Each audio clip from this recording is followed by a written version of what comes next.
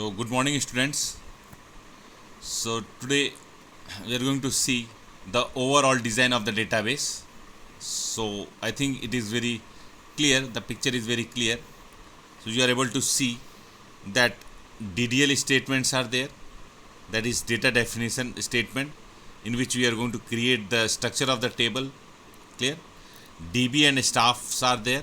Here you are able to see that DB and staffs are there, isn't it? Then privilege commands are there. They are going to issue some command, and this is basically further it is going to DDL compiler, that is data definition level compiler. So this is going to be taken care by the compiler, and it is further going for the system catalog dictionary is there, and which is going to match with that particular some query is there. So from here basically we are going to get the casual user, the user who is interacting with the database. Query compiler is there, based on the query that is issued by the casual user is going to be taken care, and ultimately it is going to be processed. Then it is going to give the runtime database processor, and this side basically we are having, I think it is very clear, this side we are having application programmer. Clear? The programmer, these are the casual user, and these are the programmer who are basically directly interacting with the entire system. So he is writing the programs. So application programs are there, pre-compilers are there, host language compiler is there. So host language compiler is nothing but in their own language they are going to put the data, like Google Translator is there, Hindi. So by default you want to convert Hindi into English or Hindi to any language that can be taken care of.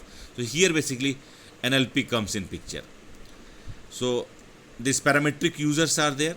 I mean, we already talked about this parametric user, that is the person who are using the software in banks and all that.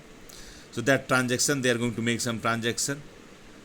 Here DML statements are there, data manipulation language is there, DML.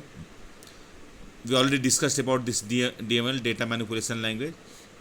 So here basically we are going to have insert, update, delete, all the modifications are going to be taken care of at this place. DML compilers are there, which is going to compile the entire, this code, and ultimately the entire aspect is going to be taken care at this place, that is it is going to be stored in your database, or it is going to fetch the data from this database. So it is basically going to have this database which is physically stored somewhere. So this is store manager, store data managers are there, which is going to store the entire data in that particular database. So this concurrency controls are there, because lot many user may be using the entire database. Concurrently it is being used by a number of different users. So this is all about your entire database. Clear? So this is the entire database architecture.